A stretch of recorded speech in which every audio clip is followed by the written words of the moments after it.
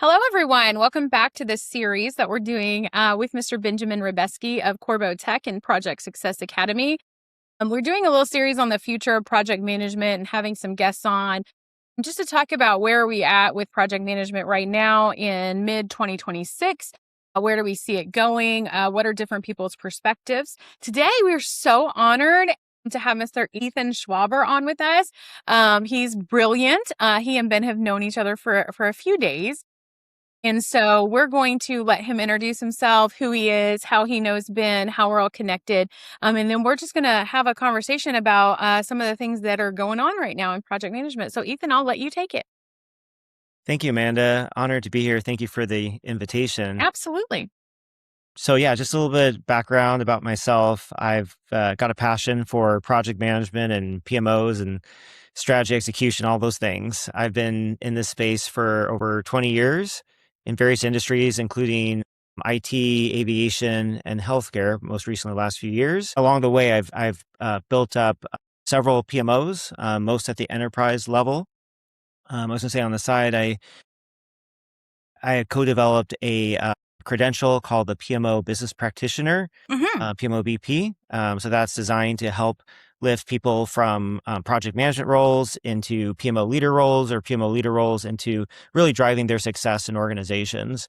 So we're really excited about that. That launched last year. And how I know Ben, so what was it, about maybe a year and a half ago, 2 years ago, we got connected, and I worked with the Corbeau team with a hospital organization in Kentucky, and we built up an enterprise PMO together with the team. Awesome. And I gotta, this is the complete honest truth. That was probably the best cultural experience, organizational culture I've ever experienced. We had just an amazing team, and all the accomplishments that we did in, what was it, 6 or 8 months, something like that. So I look back at those You days guys worked fondly. yourself right out of it, didn't you? Because you That's didn't. right.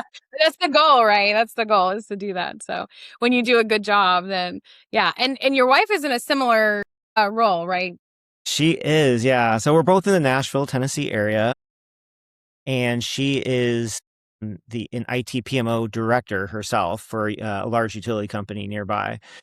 So you can imagine the dinner conversations we have. Our I kids can are only rolling their eyes and imagine. things. Yeah, two Yeah. extremely brilliant people, and I talk. Yeah, yeah. I'm sure it's riveting, actually.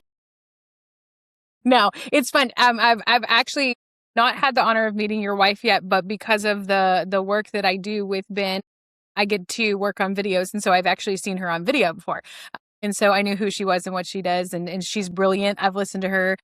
And so what an honor and a blessing for you to have her on your side too. And you guys be able to have those good conversations and talk about those things. You're so kind. Ben, Thank tell you. us, what are you up to lately and what's going on in the project management universe that we need to know right now? Yeah, thanks, Amanda. I always enjoy these conversations. I think they're probably more fun to make than they are to put out into the world. I'm I'm really happy, Ethan Schwaber, that you agreed to be here today because you were talking just a moment ago about the importance of implementing a PMO that has the right kind of culture, the right kind of energy and focus, and frankly conviction. And I think that was a cornerstone of what project success is built on. And, to answer Amanda's original question, why is there a Corbeau? I think like you, Ethan, I'll say I have more than 20 years. Let's leave it at that. You guys can count the gray hair in my beard later, but it is founded in a lifetime of projects, both successful and failed. And it started to eat at me and many of my colleagues that no matter how good you are, how good the team is, there always seemed to be the something that resulted in missing some of the success criteria in some way. An overrun, scope you just had to forfeit, relationship breakdowns across lines of business or key stakeholders, people burning out. I mean, you name it. A lot of our big transformation programs, we've probably had every possible life experience you can imagine, from babies being born and marriages to the other side with, people passing Yeah. and relationships ending. So we started to understand that projects aren't just a means to an end. Projects themselves are a journey. And we started to look at what does it take day by day, step by step with the people with whom we're taking this journey to create something that's a repeatable formula for project success and successful outcomes. And it's more than just ticking a box and saying, hey, I did A, hey, I did B, hey, I did C, because as we all know, the things we do together can be greater than the sum other parts, right? When you cook a good meal and you sit down with the family and you enjoy that meal, it's more than just some salt and some pasta and some tomato sauce. And such is the modality behind project success and being a project success practitioner. And that's what Corbeau is all about, is establishing the kind of executive PMOs that Ethan has built in his career. And I have to say, I learned so much working with you and having you lead that team and build that culture, that it has become, so many of those precepts and principles have become the cornerstone of implementations we've done since then. So you've left a very positive mark, and I'm just so delighted to pick your brain today and talk shop. Corbeau is all about transforming the way we do projects, and it starts with leaders in the PMO, understanding how to leverage your project practitioners. Not just say, hey, PMs, please go do this. Not just say, here's my pipeline, here's my capital spending, here's my promises to the shareholders, but engaging them in understanding it as a mission, and then in making sure every day in that journey, up and down the chain, everyone understands why the mission's important and giving them a chance to have ownership. So I'm excited to be here. I'm excited to talk shop about it. Yeah. Before we get down to business, Ethan, you and your wife, you just took a trip with your family across the pond. And so I was just interested, because both of you are so project management minded. Did you plan that, like, every single step, or were you just free flying it? How did that go? Yeah, it was an amazing trip. So with my wife and our kids, it was the first time that they were international, the kids. So quite an experience for them. Yeah. We did 3 country stops: Germany, Austria, and then England in London. All amazing experiences. But yes, as you would have guessed, having 2 project management minds on it, we did a little bit of planning, but we didn't over plan. And that was a balance that we wanted. So yes, we had organized like all our flight information. We had pickups from airports and stuff, and to hotels and places we were staying. We had a few tours that we had booked, and even a train as well, reservation. Very So that nice. was Very kind of nice. fun. Yeah. But we also left some space to just soak it in and do what we felt like doing as well. So we didn't want to pack in every minute of the day, but we were I think we were that's organized overall. Yeah. I think that's really great, like, advice all across the board for projects, right? We should plan the important things, and then we should leave space in between, because there's going to be changes, and there's going to be things that you just want to sit in for a little bit. So it's We probably a good idea across the Yeah, and board. I'll say we did a little bit of risk management ahead of time as well, because everything is so digital these Yeah. days, right? It's on our devices and so Hmm. on, and so yes, we had access to that, but just in case we had any connectivity issues, internet issues abroad, yes, we printed out everything and we had a Nice. nice folder with everything ready to go Nice. just in case. So Yeah. Hey, and if But you wouldn't have had it, you would have definitely needed it. And so, yeah, very, very exactly. smart. Absolutely. All right. Well, Ethan, I'm going to ask you first, and then we'll let Ben follow up with it. What will fundamentally change, in your opinion, about project management over the next 5 to 10 years? And what skills will remain timeless? So that's kind of a 2-part question. Yeah. There's lots of things I think we can talk about, probably more than just a couple minutes. A lot of people will talk about things like technology, and certainly that is a big thing. We may talk more in detail on like AI, for instance. But what I see is the transition that we're seeing from traditional PMOs to the future, modern PMOs, which are more than just the traditional focus of execution on projects. I would go back to that project management triangle. And really, yes, those things are important, because you've got limited resources and organizations. But at the same time, are you delivering the right kind of, product or service, right? Right. Is it something that external stakeholders want? And is it going to further the mission of the organization? So, and a lot of times, right, that's what we've seen over the years, that yes, you're delivering on time, and on budget and everybody's happy, but that's the issue. So really, I think the focus is more to, there's different names for it. You got value management, strategic realization. I prefer the strategic execution realization. So kind of the PMOs that I build I don't care what they're called, in the back of my mind, I'm building a strategic realization office. That's good. So that's making sure that every single project, we're identifying not just what's in and out of scope, but what's in scope, we're tying it back to very specific strategic objectives and goals of the organization or department, and then measuring what success looks like in that. And then you're measuring that throughout, right? You're not just measuring the things that your PPM software is spewing out at you real easily, but you're really developing well thought out, mindful KPIs and OKRs to measure that. Very nice. I'm smarter just already in the middle of this conversation. Learn something new. Go ahead, Ben. Tell us what you think. Ethan, I love that take. And I know you and I touch base frequently. We talked about this just metaphorically over coffee. Corbeau is a technology forward project practitioner organization, not because technology's neat and it's modern, it's hip. It's because it's going to free up traditional project managers in the role we're used to doing with, I manage status and I manage risk, action, issue, decision, opportunities and threats. And I manage, stakeholder relationships and communications, but I do it in stakeholder registers. It's going to, and I do all of the emails and the meeting notes and all those things.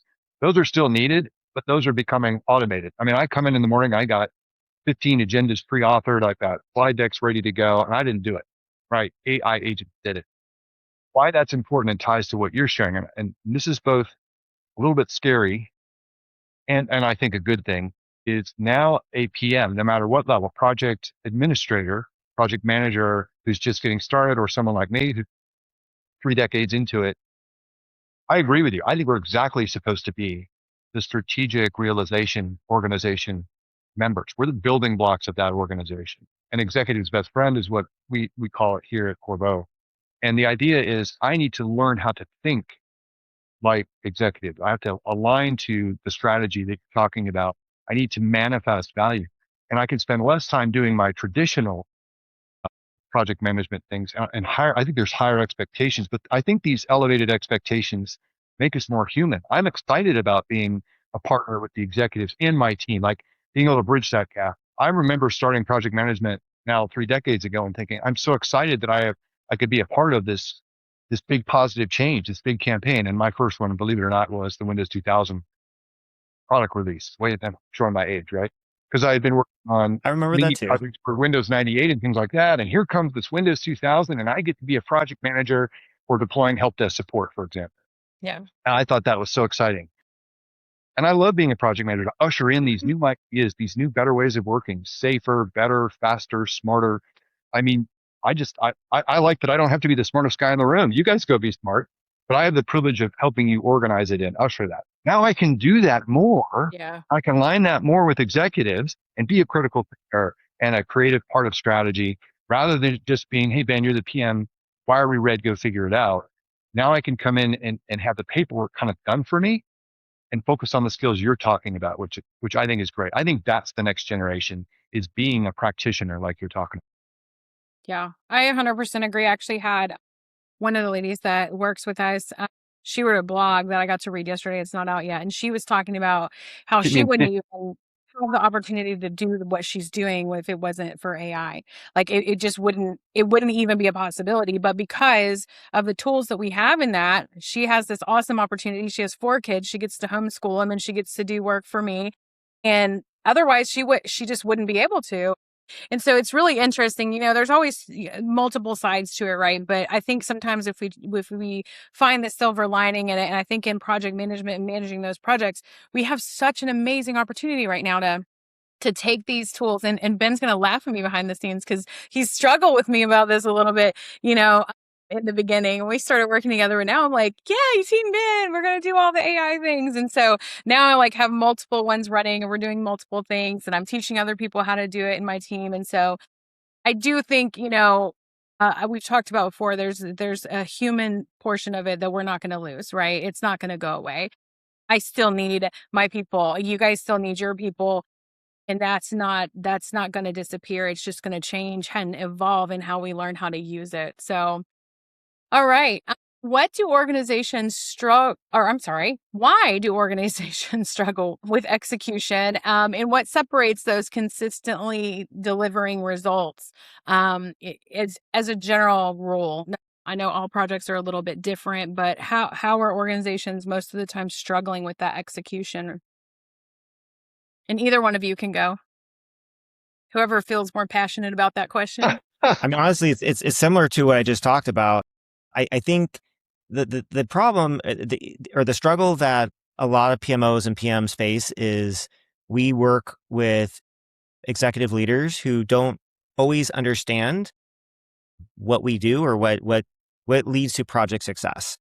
And that's, I know, where PSA comes in. And it's getting better overall as a trend, at least from my eyes, but it's still a gap. So as leaders, when they go, many of them go to business schools, right? And they're teaching the things, they're teaching operations and marketing and accounting and finance and all that. But they don't teach, or they didn't teach, at least when I went to business school, anything about project management. I think today there's some more schools are having degrees and programs on that, some more classes. So they think, right, it's like, okay, right, are we on time, right? Are we on budget? But right, as I just mentioned, it's like, no, at the end of the day, what they think they want is not what they need. That's And right. And so it's part of what we are trying to do is you kind of have to, maybe lead upwards and train them and show them like, hey, like these are the things that you want to measure. These are the things that you care about. So, right. So you're connecting to strategic goals. You're trying to solve for the pain points that the Mhm. leaders in the business are facing. And by solving those and then, right, like I said, you're measuring those throughout and monitoring. That's, if you deliver that at the end, then that's going to provide the value that's needed to sustain you. Yeah, absolutely. Good answer. Ben, you have a follow-up on that one? It's funny because I was also going to go with the disconnect, but it's a little bit different, right? I think all of us could, at one time or another, running a project, say, "My gosh, the executives are crazy. Why are they asking for this? They've never done my job. They've never been in my shoes Yes. one day in their life. They have no idea how things are out here on the loading dock, right? Or how things are going here in finance. They just they don't get it." And you're not wrong.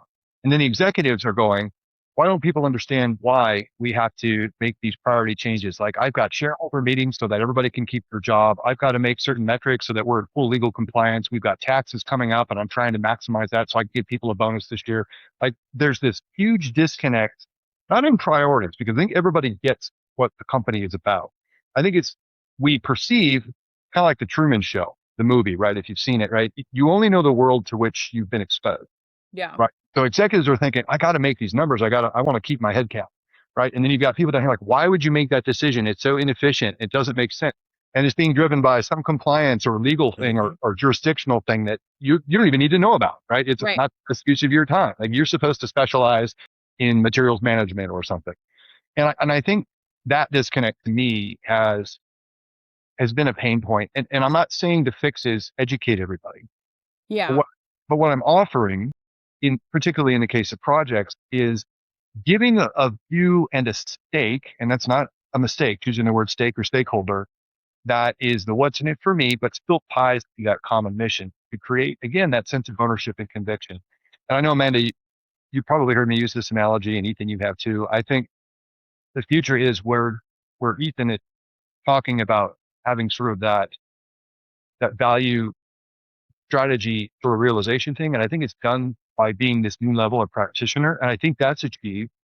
And I'll use the basketball analogy since we just had the final game and congratulations to the Knicks and everybody made playoffs actually. Congratulations. We'll use NBA as an analogy. I think projects are like an NBA playoff. And here's what I mean by that.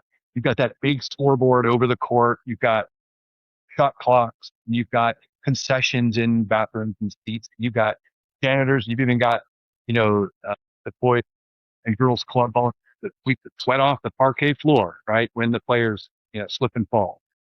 Everybody's got a stake in the game and it's all different. For some, it's like, oh my gosh, I've never been to an NBA game and I got to go to a final.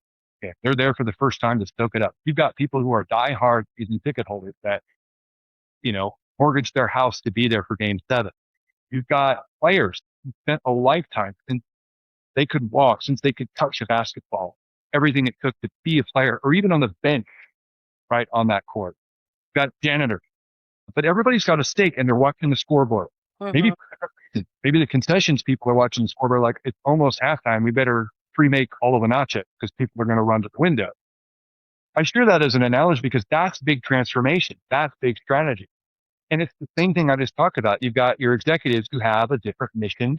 Win the game. I'm the owner. I got to recruit the right players. To those of us that are I'm a contentious guy and I want to get these people fed and happy. All have a different mission, but it's the same mission. It's the same program. It's the same NBA experience. That makes sense. And so I think with technology and a lot of the modalities and methodologies that Ethan and I have had the privilege of actually living and exercising, I think that creates a sense of stake. I think that's what results in project success. And wanting to be there. Why not? If you're spending 40 hours of your life, even if it's remote, doing work, what if you wanted to be there? What if you wanted to be at your NBA game, your big project? What if you wanted to be on your big project? Because it's about you and how you fit into that whole big project.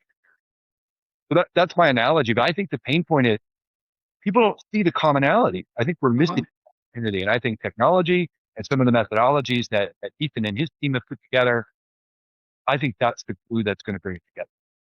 Well, I love that analogy, Ben. And we always say a good analogy, it just does wonders in the project management world. Right. But yeah, I think, and that's the magic, the beauty of the PMO, in my opinion, is right. We're doing things that no other org can do, or no other department can do in most orgs, right? You're connecting all these different interests together if you do it well, right? And you're working with everybody across, departmental, and you're working vertically all the way up and down as well. So that's why it's a really critical role. One that I think historically has been a little bit undervalued because PMO has been new, but I do see the trends going in the right direction. So I'm glad that you brought that up. I have a question that I wanted to ask you in this call about that. Well, first I want to say something else. When you were both talking about that, it makes me think of that show Undercover Boss, like where the boss goes in and he's just so shocked because he's like, I didn't get it. I didn't understand. And I think sometimes like it happens both ways from the top down, the bottom up, right? We don't understand, like Ben said, and like you guys were saying, we don't understand what the other person's supposed to be doing or is doing. Like, oh, they just sit on their computer all day. Well, they do, but there's a reason they do. Or, oh, Ben's just in meetings talking to people all day.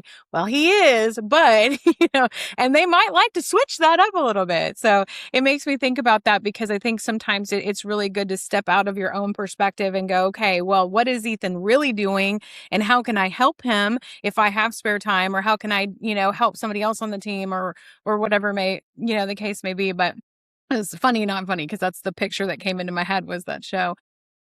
I love that. Ethan, so you are, not that Ben's not, but I would love to get your perspective on this. You're so deep in the PMO space. And so let's just say we had somebody listening to this that had no idea what we're talking about, because as we're all aware, in project management, we like to use a lot of acronyms and half of us don't even know what half of them mean.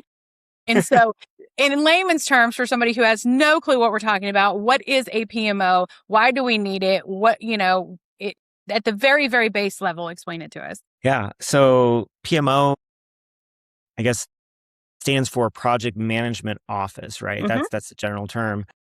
And essentially, or historically, it's been the group of people that run some related projects. So you got the project managers, you could have some program managers, you can have some program or project coordinators, different related roles. And then you usually have a leader at the top. It could be a PMO manager, PMO director, VP, whatever. And they come in different flavors and sizes. So you've got your departmental PMOs. So most common you probably see is IT PMO. There's a lot of technology projects and they focus on IT, that portfolio of projects. I've seen operations, marketing, HR PMOs. So you got different departmental ones. And then you have the enterprise PMO, which for some organizations, maybe that's all they have. They just have a single PMO. They're not huge.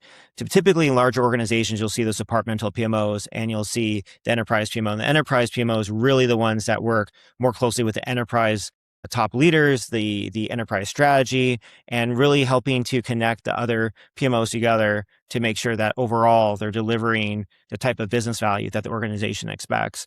And that's the name of the game, really, for the PMOs. I often, and I think I shared this when Ben and I worked together with the organization, that PMOs, they bring areas of the organization together to help them achieve their potential. And so that's what, to me, it's all about. That's the passion I think that I know I have, and Ben and so many other PMs I've talked to is, we want to do good, right? We want to help people in the world. We want to help, healthcare is easy, right? Because you're helping save lives, literally. Mm-hmm. So Hopefully you are.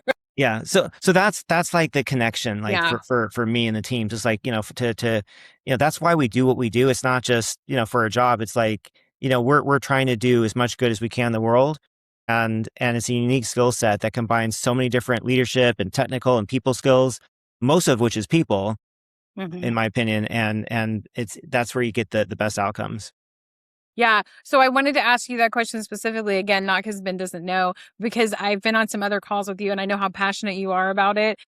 And I know that you really love what you do and you really put your heart into it. And so I've seen that in some other conversations that I've heard too. I think sometimes people think PMO that do kind of have like that topical project management awareness of it. And they think, oh, that's only for like massive organizations. So is that a myth in this industry that a PMO is only for, some big, huge healthcare, conglomerate?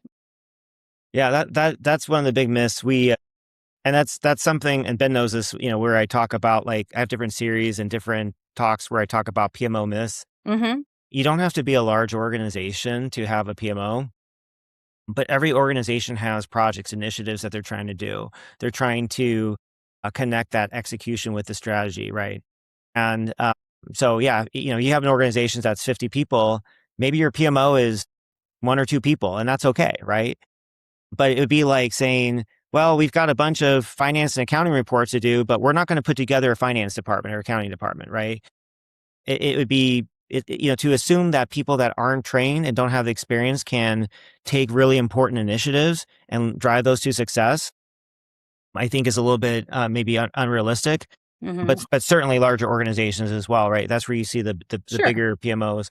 And what I was talking about earlier with the SRO, the Strategic Realization Office, that's where, in my opinion, it needs to go beyond just the traditional PM type roles. That's where you're bringing in different similar, business analysts, you're bringing in maybe quality, you're bringing in product developers, and you're having very close relationships with the tech folks, with the finance folks, right? With this, operations, like all of them are together to make that happen. So it's much different than even 10 years ago, where maybe the average PMO had like 5 or 6 people. Yeah.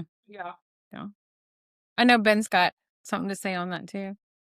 Actually want to say I like these sessions because, no shame, I've learned so much from Ethan over the years that I'm going to use this as an opportunity to get some answers because Let's do plus it. Yeah. I got a lot to learn. So how have you traditionally transitioned the mindsets? And you don't literally have to say I've transposed an organization from a PMO to a strategy org.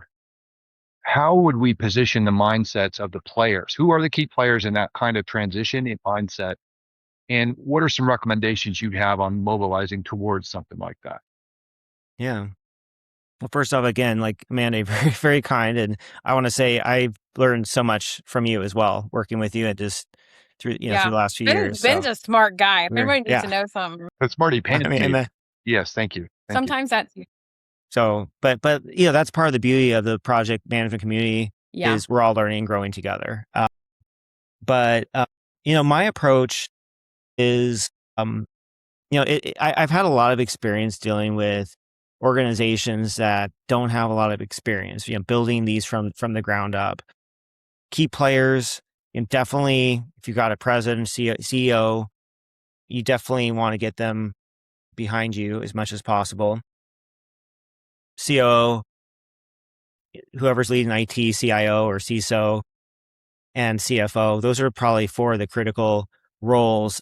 If they have a separate quality leader, separate strategy leader, definitely, right, want to be friends with them. And then, we did, of course, at the hospital organization where they had 2 departmental PMOs, right? And, helping to create strong relationships with them as well. But my general approach is trying to balance between trying to share, like, I guess it's the Simon Sinek, right? It's like start with the Mhm. why. Here's what we're trying to do, and here's the business reasons why. And maybe even before that, right? You're having the conversations, understanding the business needs. What are the issues going on?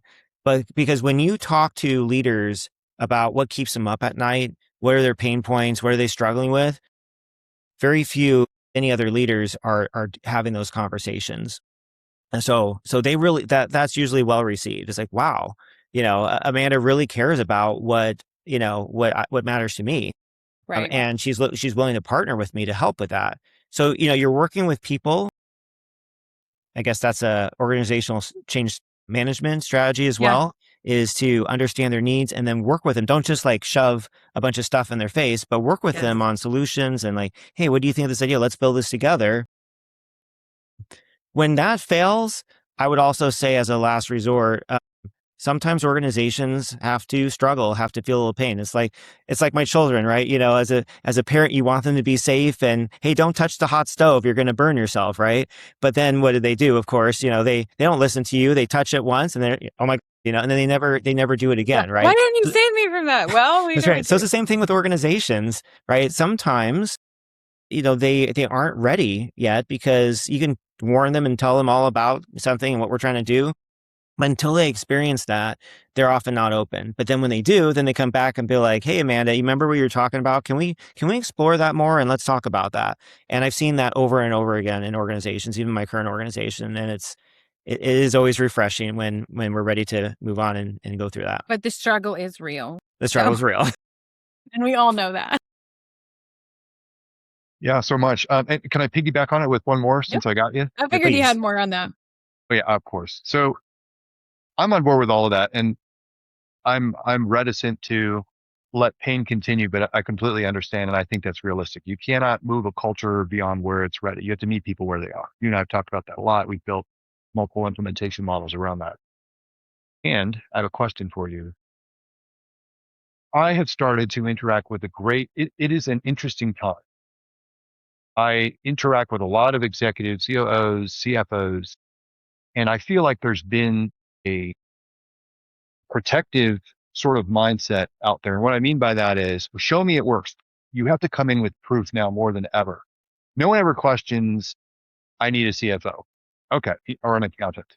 No Mhm. one might, some people might question some roles in IT, but in general, they say, I need someone to do IT security. They don't even ask. They don't say, show me the stats of why having an IT security specialist on my team is going to save me money or protect me. They don't even ask.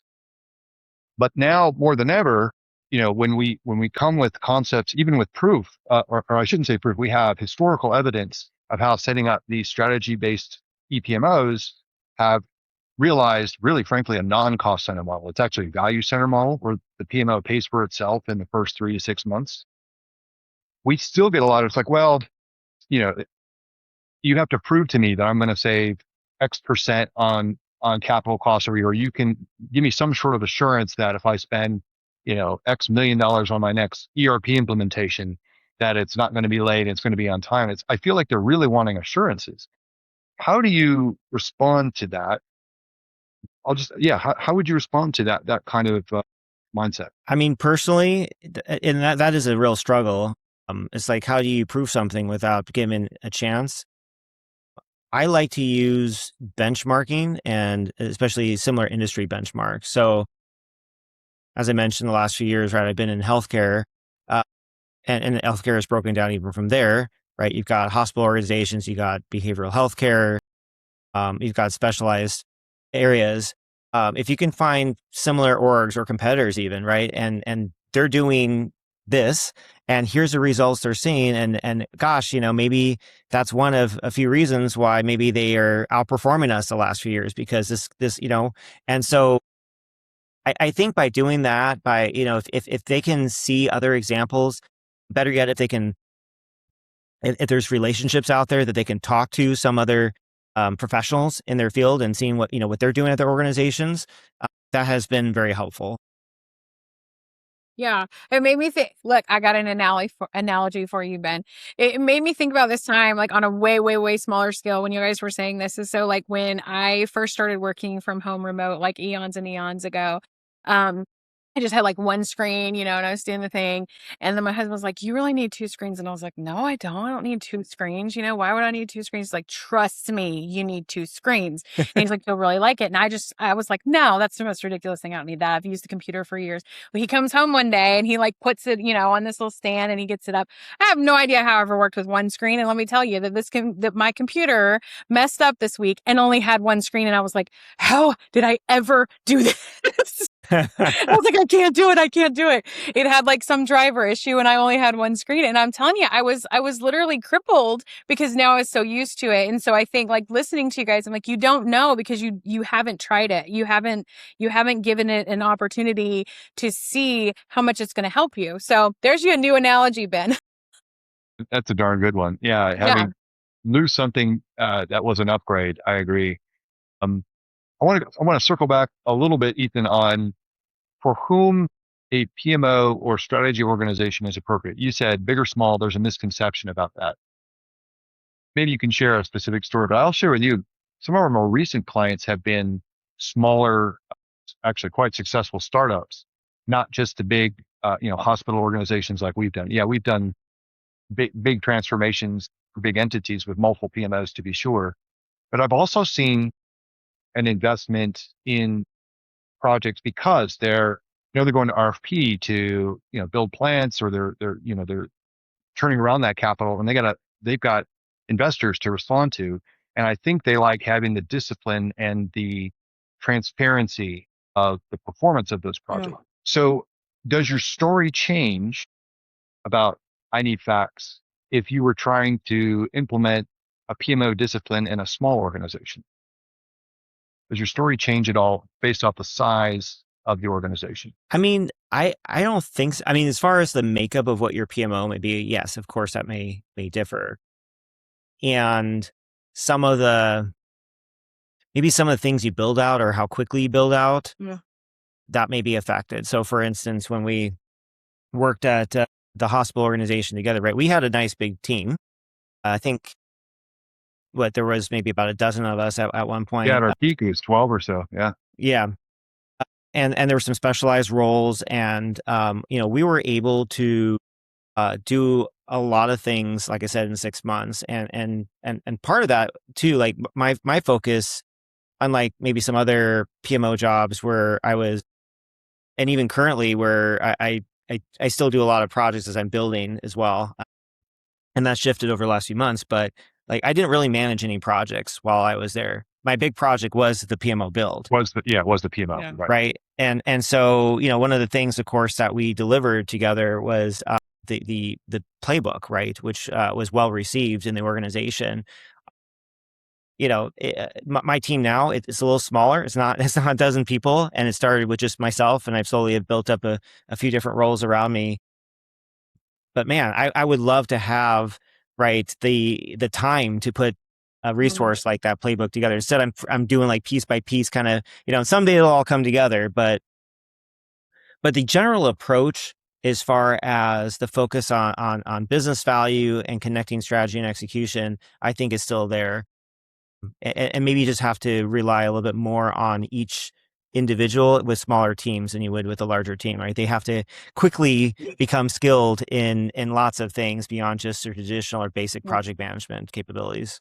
Do you think that cripples your ability to confidently convince leaders to sponsor? Because you answered I couldn't articulate it, and you did. And I think the size of the organization can matter, because if I'm smaller, maybe I have a PMO of 2. Well, I'm not going to be able to your point, lay out, a fully integrated, robust run book that integrates with the strategy team and the finance team and the controls team and the compliance. Like, you're not going to lay all that out with 2 people in 6 months. What you and I did, your shameless plug here, when we got at our peak at 12, it's because we were building an EPMO of 6, and we did that cross-train knowledge transfer while running projects, and then we rolled it down to who they are today, which is a self-sustaining, actually quite quite mature PMO of their own right. Not every organization can do that size wise. And so now I'm going to pivot because I think that now you're forcing my hand to, I have to choose what's most important. And is it being a strategic organization and establishing the bones of some kind of governance pipeline framework, or is it building culture, or is it literally managing projects, a little more hands-on on projects? So I'm going to push you a little bit because I want to see how Ethan's mind works. You're the new vice president of this PMO of 2 people. How do you be most potent to a small organization? Yeah, I mean, I don't know if there's a right or wrong approach, but my mind, it always goes to usually culture first, because you could have the governance, right? You could have the structure, you could have the focus into the projects. But if people aren't behind you, if you don't have the champions and support that you need, if people aren't willing to try some of the things that you're, even if it's simple things, then you're going to really struggle with all of that.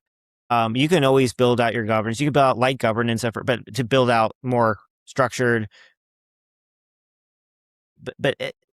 I've often said that it's at least probably 70% of a project success is based on people management. Yeah. Right. You need that technical foundation, but like you said, and this is why AI, like as good as it is, as much as it helps us, my opinion, I hope I'm not wrong, I don't think it's going to ever replace good PMs, because AI will never replace, as far as I can see, that people component that people need. And that's the hard part working remote, that we do, right? I miss kind of that people, but at least we do get to interact even this way. AI is not like that. And so you do need that foundation. That's the thing I'm building most right now in my current organization. It's a cultural change. Yeah.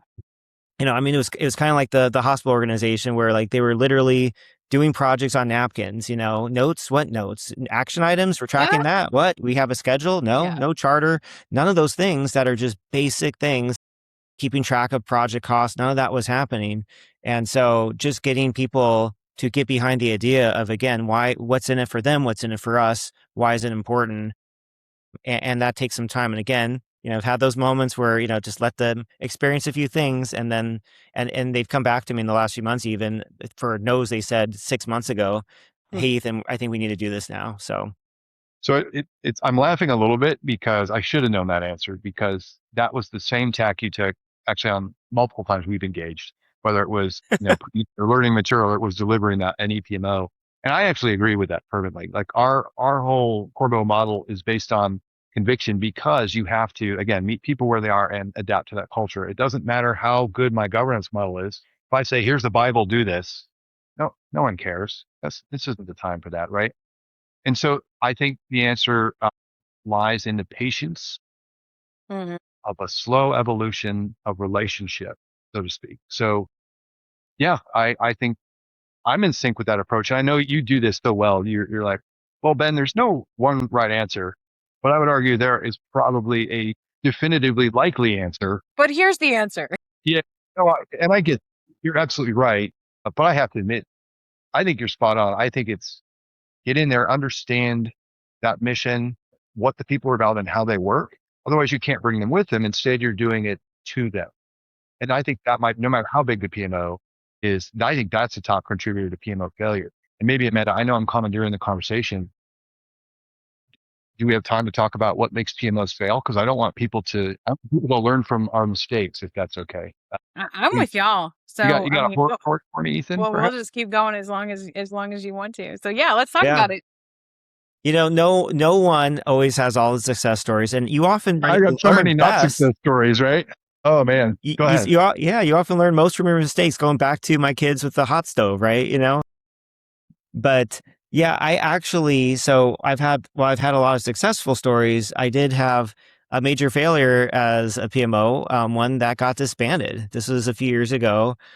And Ben and I, in fact, met not long after that, when I was gainfully unemployed and working a few different, contract roles until we, built up our Corbeau relationship. But yeah, so it was again another situation where I came in looking to build something from scratch. And I think the biggest lesson learned for me was a couple things. One, not really focusing on those cultural pieces as much as I should have.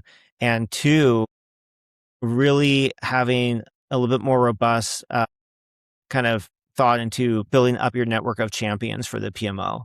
And like Ben, like you said, right? Like, it's not like a CFO comes in and his spot is secure or her spot's secure because, what a finance person, a leader does, right?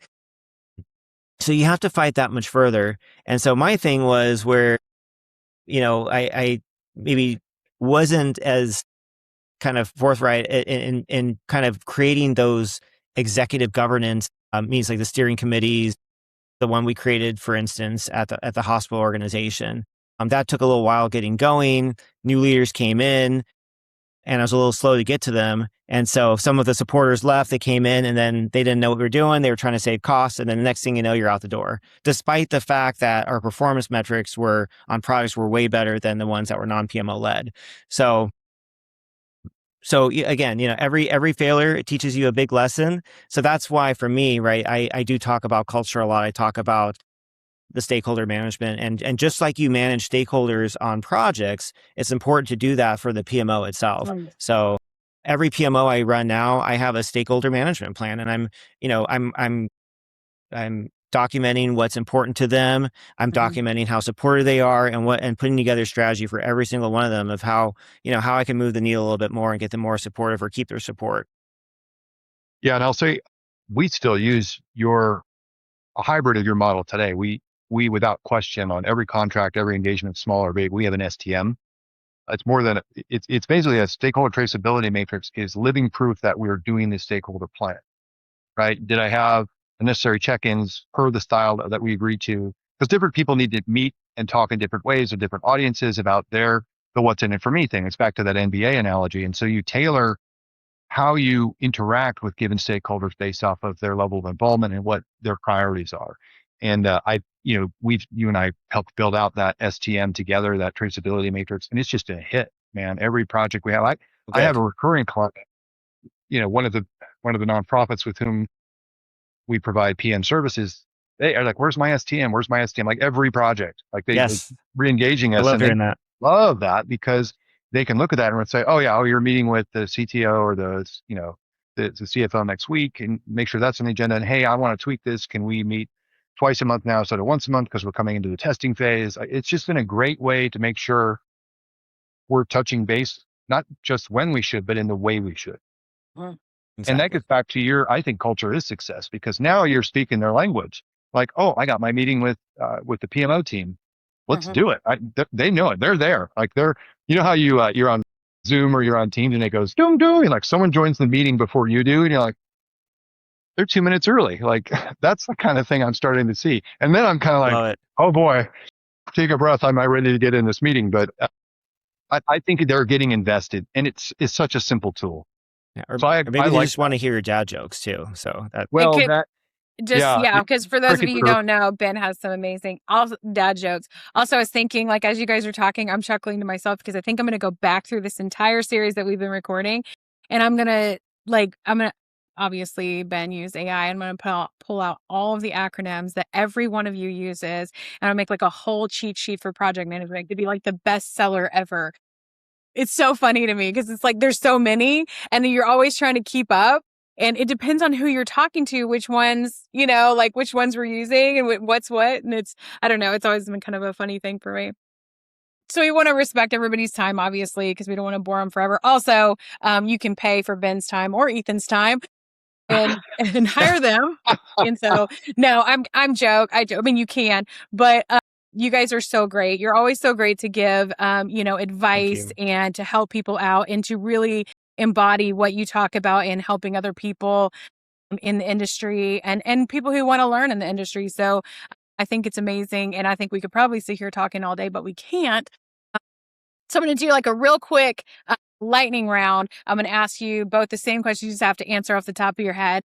3 questions. So Ben, you're going to go first. What trend currently excites you most? Trend that excites me the most is the prevalence now of normal people like you and me using agentic AI effectively and at scale. This is what's important. I've had now meetings and conversations with people outside of just the Corbeau team. We're very AI savvy, but now I'm in client meetings with other teams that aren't involved. And they're like, hey, yeah, I generated this mock-up with Copilot and we just got Claude working on this and it automated my dashboards. And they're starting to get it and not just get it as solo people. Like I can have an Ethan be really good at it. I can have an Amanda be really good at it. What I need is my whole team to be good at it. Right. And I'm not just seeing people that are, I call it cowboy, and I don't mean that can have a negative connotation, but they're out there in the wild, wild west playing with things, ruffling up some good things. They'll come up with great ideas, but they do it by themselves. Now I think people are starting to share those ideas and make them mainstream. So I am excited about that. I think that gets people more towards, as I said, that self-actualization of being a strategic executive's best friend, less paperwork, more human, right? I think I'm excited to see it's finally getting traction. Now there's some responsibility. Here comes the Spider-Man thing, right?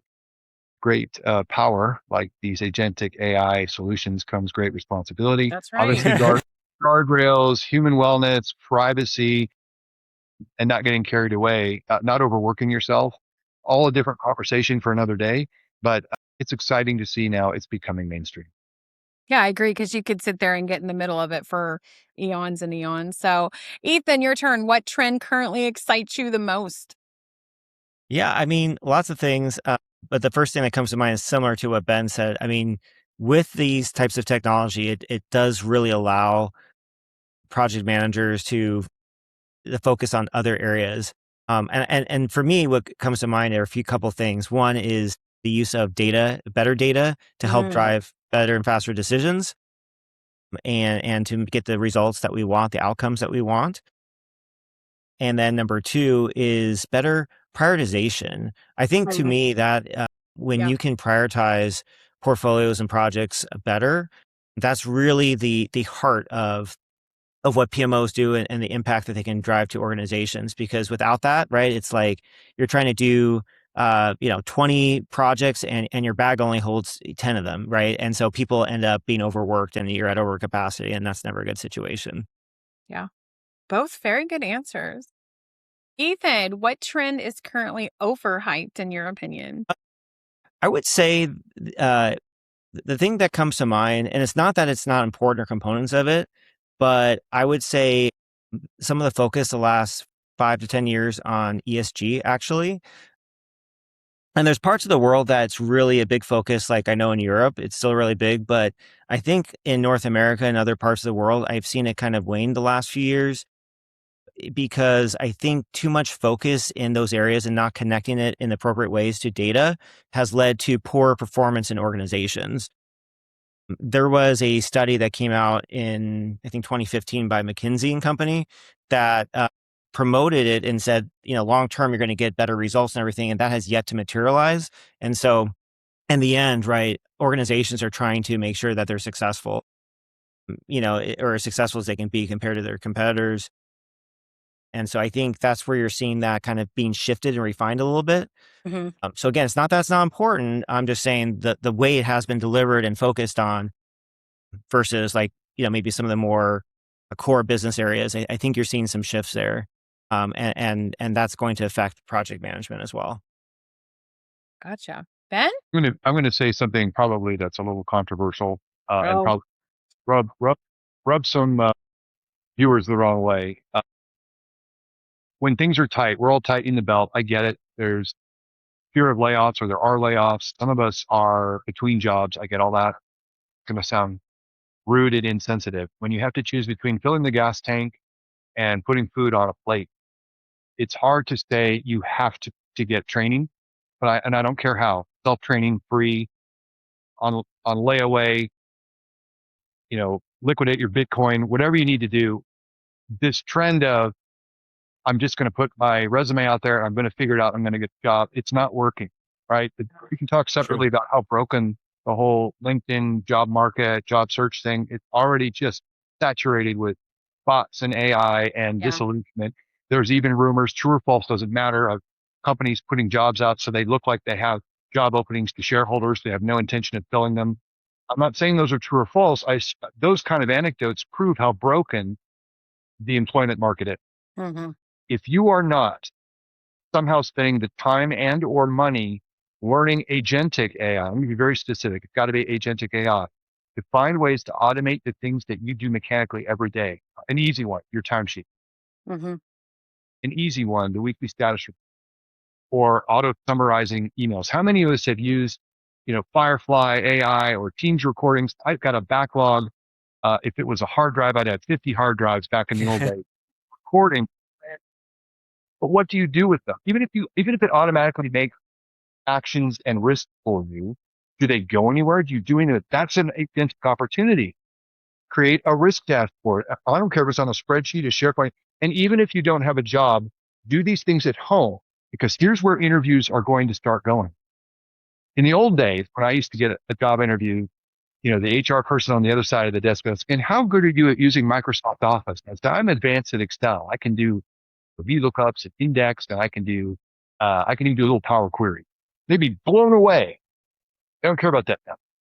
Now they're going to ask things like, give me specific examples, Ethan, of times you've used certain agents to assure guardrails and privacy while automating and freeing up to 4 hours of your day so that and then what did you do with that spare? Which tools did you use? How did you assure privacy and compliance? How did you teach other team members to use agentic AI? That's going to be the interview. It's not, can you sell and can you type? That stuff's gone. That's going to be a normal interview, no matter who you are in the organization, right? If you're entry level or you're senior. And I say that get ahead of that. Be the first one at a job interview to say, yep, I built this at home. I automated my timesheet, my status reports. I have an automatic risk log. I know how the dependencies work in a schedule. And you don't even need to install Microsoft Project because AI did it in a spreadsheet that I can send to the team. Like I've used Jira and I've used Monday and I automated that. So I collect people's tickets information. By the way, did you know you can download a free version of Jira and build your own Jira lab? So I'm begging you, I'm asking you as project practitioners, if you're employed, if you're not employed, please, please, please, please, please start playing with these agentic tools in context of project management. Selfishly, yes, the PMO business practitioner course is a great way to broaden that capability. Certainly, Corbeau and Project Success Academy can get you both free and into other courses, whether through us or partner. If you're in a PMI chapter, go to a PMI chapter meeting. This is not some generic, hey, go learn AI thing. This is learn how to better your skills, because we are 3 to 6 months away from job interviews asking you to do this. Yeah, and if I can, let me just back that up with if you have a team, you need to encourage your team and help your team learn these things too. Not so that they can leave you, but so that they can work better and more effectively for you in what your company needs. And if you are a leader of a team and you're not encouraging that, you're probably going to lose some people because other people are encouraging it and they are helping people learn it. And and most general people who are smart and the ones that you want to keep want to know how to use it. And if they're stuck 40, 50 hours a week and don't have the time allowed to them that said, hey, this week I want you to spend 5 hours, or this week I want you need to invest in your teams in that. And it is hard, Ben, you're right. Times are tough. It's difficult, but it is an investment that if you don't do it, you are going to be very, very upset that you didn't on either side of the spectrum. So Amen to that. I think Amanda. we could have a whole Yeah, we could. Yeah, we could have a whole all right. Very last question. You have to answer it quickly because we're way over time.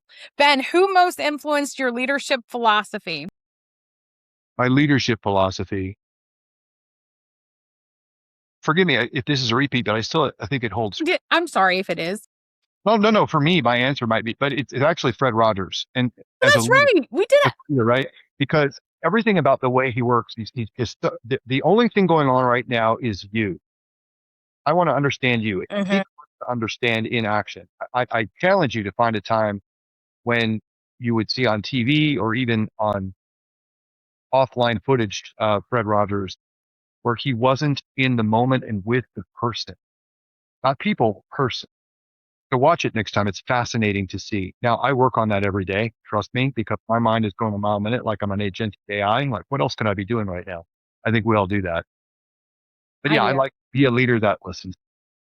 And you're right. You did answer that. It was just on a different series. It was, but it's still a strong, it's still my a answer. great answer. Fantastic answer. We'll take it twice. and they're not on the same platform, so be fine. Ethan, who most influenced your leadership philosophy? So real quick, I'd say Sir Richard Branson, because he has a famous line that says, take care of your people and they'll take care of your business. So that Well is the done. heart of my leadership philosophy. And it is proven to itself over and over again, right? People are happy to work with you. They get along with you. There's a trust there. They're going to work harder. They're going to give it their all. And the business is going to be rewarded because of that. Ben knows I love that. It's one of the things that I love about working with Ben. I tell him all the time, I'm like, I'll work with you as long as you'll let me work with you, because we just get along great, and we have a mutual respect and trust for one another. And if he needs something, I got it. And if I need something, he's got it. And I think that's just so important that we find people that we can work alongside. And it may not be all, like he supports what I'm doing in other areas. He supports, Ethan, what you do in other areas, and vice versa. And I just think that's so beautiful, because you find a lot of people that won't be like that. They don't want you to win. I did another video on that in another series as well, talking about not everybody wants you to win. You sometimes, and that's unfortunate. But I can say we've been really, really honored and blessed to have such a great group of people, and we all want everybody to win. And it's like, I can't do this, will you do it? And this is Ethan's thing, and this is Ben's thing, and Amanda does this for you, and so it's really great, and it works out great for everybody. And so yeah, I would employ people to look into that, and to have those mentorships and those relationships with other people, even in the same industry, even in the same work, because we can't all do everything all the time. So, Ethan, Okay. thank you so much for being on with us. What a pleasure to have you on. Ben, thank you for giving me your time again to pick your brain. And I always get to walk away from these a little bit smarter, I think. So, but I really do think I'm going to put the quiz together, because you guys said another acronym after that. So Thank we'll you, do Amanda and Ben. we'll do Really a whole appreciate it. quiz on it. So thank you guys for being on. I appreciate you so much. Thank you. Thank you.